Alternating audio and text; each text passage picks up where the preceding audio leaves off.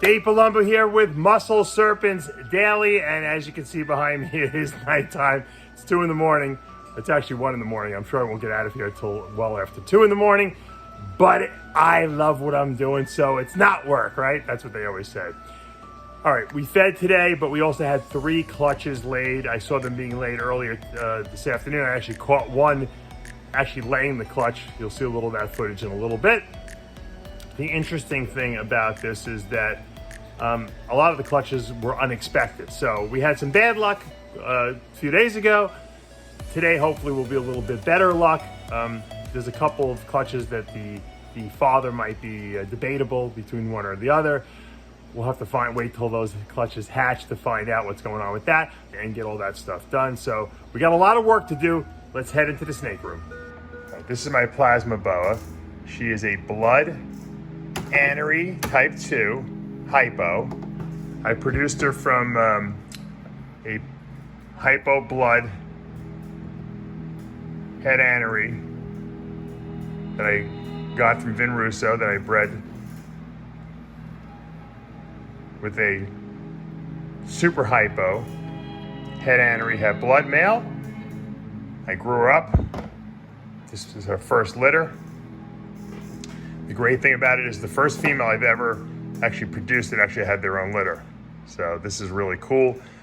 I decided to go outside the realm of dwarf boas, and I bred her to my visual paradigm blood male, which is a blood combined with the Colombian sharp albino boa woman caramel. We've talked about that before. And she produced a nice litter. Now, I was gonna show you the whole thing, but I got so excited that I actually started pulling stuff out, and then I realized I didn't video yet. And I have a feeling she wants to get me, because I got her out of her babies are below and she's above. I separated her already, and she's probably hungry. I'll bet you that she's more hungry than anything.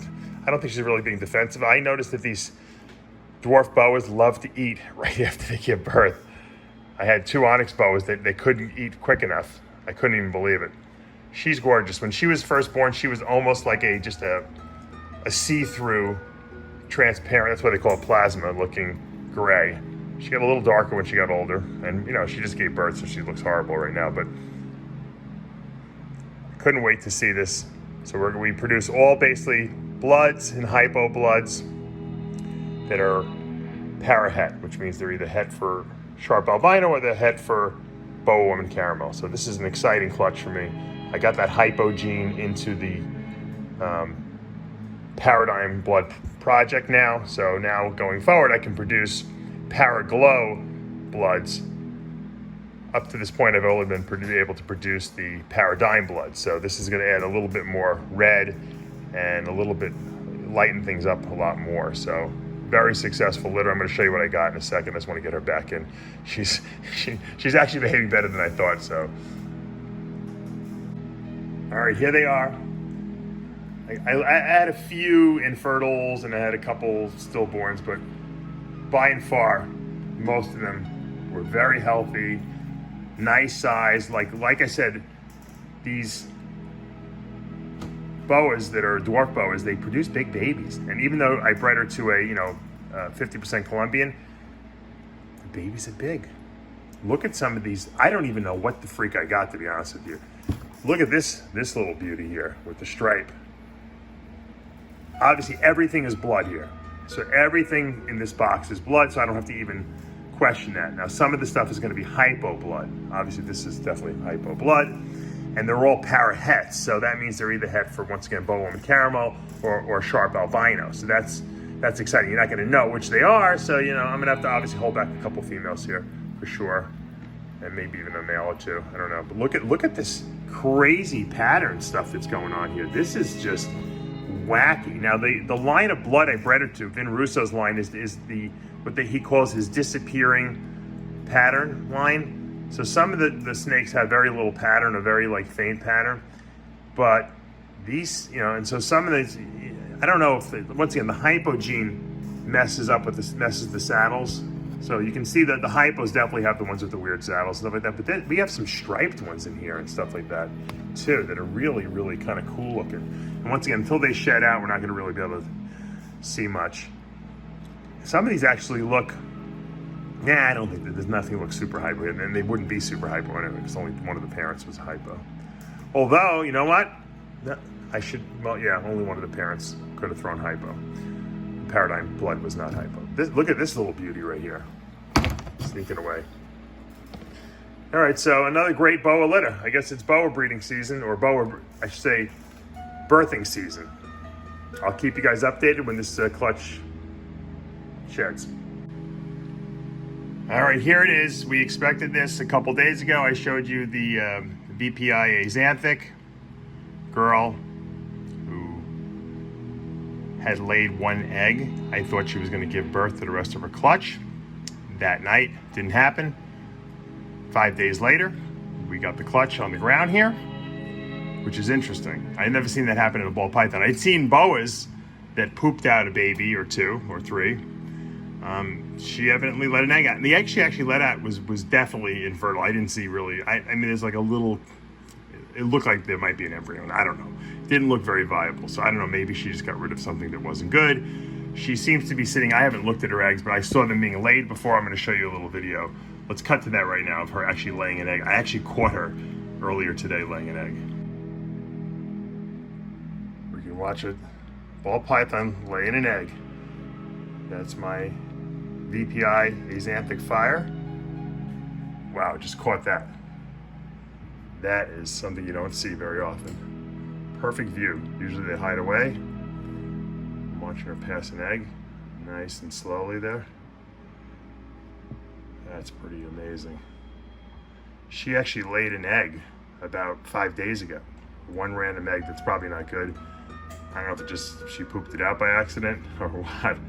I knew she still had a full clutch in her though. And that is just awesome, amazing.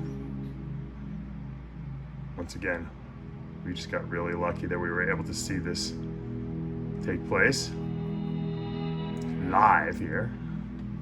She's probably not going to be happy. Once that thing passes, I'm going to leave her alone. I don't want to continue to bother her. It's a big egg. She got some nice eggs. She produced a nice clutch last year too. I think I have one baby left from her. I think I might keep. They sold pretty quick because I bred her to a bamboo VPI Axanthic, so we had a lot of bamboo, fire, Axanthics, which are just awesome looking. Obviously that Axanthic gene removing the yellows, kind of producing a black and whitish snake. Here we go, that egg's almost out of her. Just epic.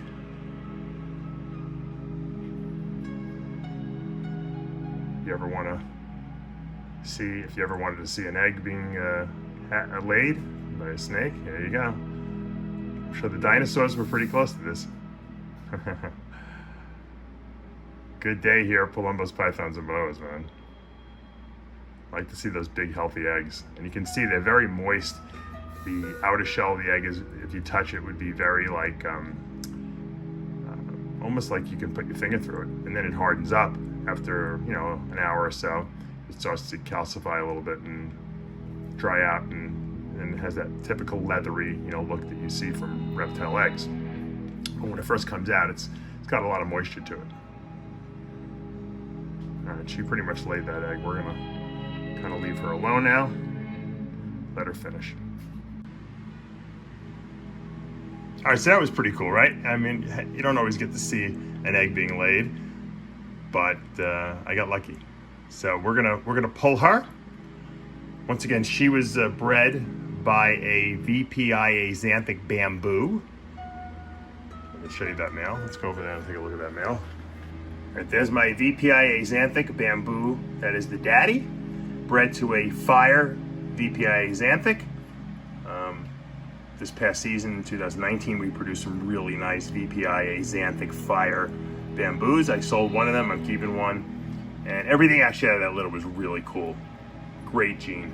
All right, we're gonna take and clean her off. She definitely is a little more sucked out than some of the other snakes we saw the other day that laid slugs. So she's gonna need to get some food in her pretty quickly over the next, week or two. And hopefully we'll get her back to breeding size for next season. All right, we put her back in a nice clean tub that we had all prepared. And she's gonna probably get a little rest. She's probably exhausted. from laying those eggs. We're gonna go up here and we see we got 5 good eggs. They all look perfect to me. I'll just candle them with my phone and make sure they're orientated right, and which I think they probably are. We'll put them in the egg box and we'll go pull the next clutch, because we actually have 3 clutches that I've discovered today. Of course, it's always at 1:30 in the morning, but that's just par for my life. This is why it's very careful to clean out your tubs and be very cautious, because I found another egg. It doesn't look like a very decent egg. It's got a little dimpling on it. I'm gonna candle this thing, but it was in the back. She wasn't laying on it, obviously. Might not be viable, but hey, we don't want to throw that in the garbage. It could wind up being the best snake in the clutch. All right, another clutch. This is clutch number 2 of the night. This is my huge Mojave female. She produces religiously for me every single year. She's produced some of my best GHI Mojaves and GHI Super Mojaves and Super Mojaves. I've sold actually a lot of plain just Mojaves from her too, and people just love her. She's got really, really nice pattern and color just for a single gene. And she's on a pretty big mound of eggs there, which I suspected, although I see some slugs in there. Now, interestingly enough, I had her with her usual partner, her GHI Mojave male, for the beginning part of the season, but then I got my GHI Mojave Pastel clown, and I said, you know what, why don't I just put him in there? Because he's gonna produce everything the other guy will produce, and they'll all be het clown, and possibly pastel. So I put him in there too, so I don't know who the father is, to be honest with you. The only thing that will tip me off is if anything comes out pastel, then I know it's the clown. If it doesn't, if there is no pastel, then it's a crapshoot. Then it's probably just the GHI Mojave, but if it isn't, and it's the other one, then they're all going to be het clown. I'm going to be selling myself short when I sell them, because I won't be able to sell them for het clown. So hopefully that something will come out pastel in there, and that will say, Dave, we got the right male. Let's pull this girl. All right, you can see her here. She's not that happy that I'm taking her out, but you can see she's completely hollowed out. She lost, she's empty. And that's usually indicative of a nice big clutch of eggs. But she's a great eater, and she'll put her size back on. Hopefully I won't get bitten. And we're gonna wash her and then put her in a tub. Beautiful snake. All right, that's a good mama. She's in her clean tub, but she's looking for her babies, and she's not happy. A lot of times they just want to go to sleep and relax. This little mama, she's not happy. So we're gonna close her up in her tub here. We're gonna focus on the eggs. Nice clutch. We got 1, 2, 3, 4, 6 good ones, and looks like 4 slugs, so not really good. Her last clutch last year was like 11 good eggs. I mean, it was crazy. I have 1 GHI female left in the whole clutch that I think I'm gonna keep. I love GHI, but maybe this means that the GHI Mojave Pastel Clown was the father. Maybe that's why there wasn't as much fertility, because he was younger. Because usually when I use my GHI Mojave male that's on the older side, he's 5, 6, 7 years old, I get no infertility usually with these two. So that could be a good sign that we have the right male here, for sure. So we could produce GHI Mojaves, we could produce GHIs, we could produce Mojaves, we could produce GHI Pastel Mojaves, and they would all be het clown, assuming that we have that, where we got the clown male as a dad. So exciting stuff. I'm gonna candle these eggs, separate them all, put them in the egg box, and let's move on. We got 1 more clutch to pull. All right, so here's the clutch. I'm not happy with it, I gotta tell you. There's 3 eggs that look pretty good. The ones with the straight lines, these 3 have all had embryos and veins. These 3, even though they look like perfect eggs, they got nothing in them. They got like little squiggly something in there. I don't even know what you would call it. I would say it's nothing. So we didn't get such great fertility, which could account for, once again, a young male. I've seen this happen before. Happened to me a couple times already this year and in the past. Young males sometimes don't have the fertility of the older, more mature males. So, I have to accept that. I knew going into the breeding that I would possibly be sacrificing the clutch, but I figured that a GHI Mojave that's het for clown is way more valuable, at least in my collection, and to potential, you know, keepers, than just getting old against GHI Mojaves again that aren't head clowns. So I'll keep these in here, these infertils, and I'm sure they'll turn black and disintegrate, and we'll have to get rid of them. But hey, that's part of the game. All right, here's the third clutch of the night, which is the super surprise clutch that I never expected. As you can see, look at this female. She's grossly underweight. She's a 2014 that I bought. I was obsessed with albino pieds. I bought a pair of them, and this female was gorgeous. She's still gorgeous, and she's just the worst eater of all time. This is her first clutch. I don't even know how she produced the clutch. I don't think she ate maybe more than 6 times the whole year. Never ate anything big, and I just didn't think she was going to produce anything. I had a Mandarin in with her because I was looking to produce Mandarins that would be double head albino pied, and it looks like we got some viable eggs. Until I check them, I'm not gonna even jinx myself. But sometimes age is more important than size. You know, if they get old enough, they will breed, even though they don't really have the size that they should be breeding. Obviously, it looks like a small clutch. I didn't even know that she was even gonna go. She all of a sudden started laying on her belly the other day, and then I'm like, this is weird, because I didn't even see her ovulate, nothing. I mean, there was no indication. As a matter of fact, I think she might have even eaten a week or two ago. And I had my spider pastel pinstripe fire Mandarin in with her as well at the end. So I don't know who the dad is. It'll be pretty easy to tell, obviously, if it's just a Mandarin or if it's got all those other genes, so I'm not worried about that.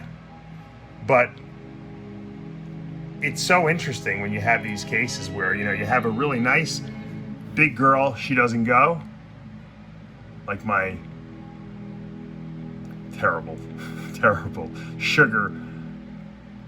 I'm so upset about this, but I told you the other day, my sugar het monarch didn't go. She was huge, all infertils she produced. Then you get this girl here who's got no size on her whatsoever. She's a skinny mini, and she produced a clutch of eggs. We'll pull her, let's see what's going on. Would you look at how skinny this girl is? Oh my God.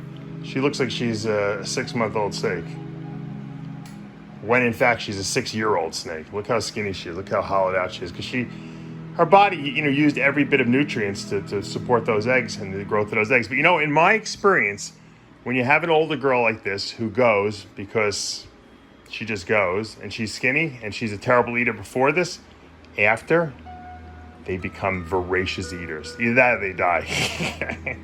Luckily, in my experience, most of the time they can become voracious eaters. Let's see. I'll put her back, and we'll see if she starts eating.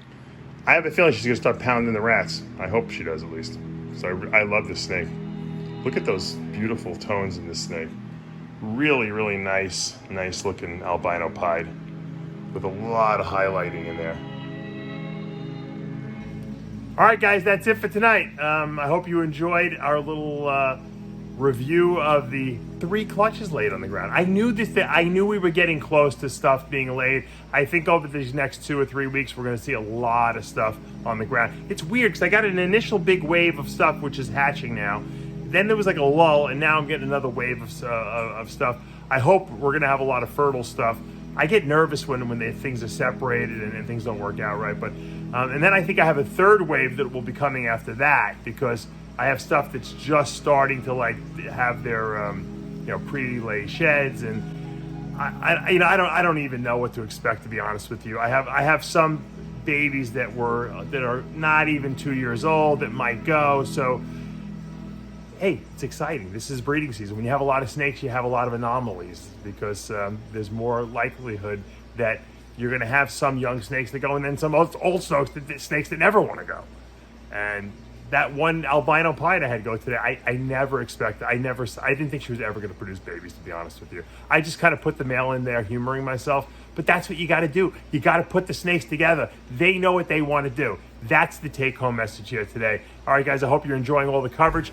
If you like what you're seeing, hit that subscribe button, turn on your notifications, hit the like button, and we'll See you back tomorrow morning.